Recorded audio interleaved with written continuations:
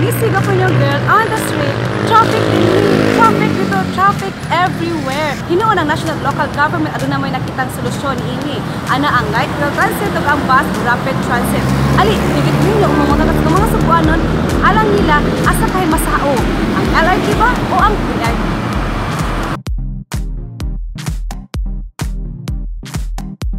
Pwede naman po. Pwede ra ang duha.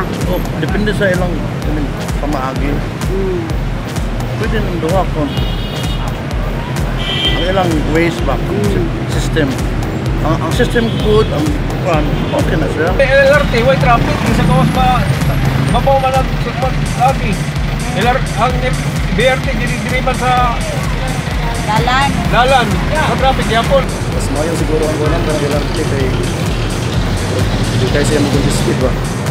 Kaya sa kung siguro para sa after mo mag-ulit ka po sa flow sa traffic. Pwede, siguro BRT yun na dahil yan. Yan pwede ka LRT. Yun na, di ba? LRT kay since taga naman kaayo so mas ma-accommodate niya ang tagang tao kasi sa bus niya it will create more traffic ba? Between LRT and BRT, siguro no prefer ko BRT it's because mas dali man siya mas dali siya ma-achieve compared to LRT man gud. Kay kailangan pa mo take og pila ka years ang LRT.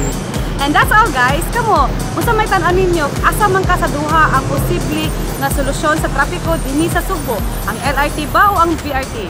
Let us know through the comment section below and don't forget to like and share this video.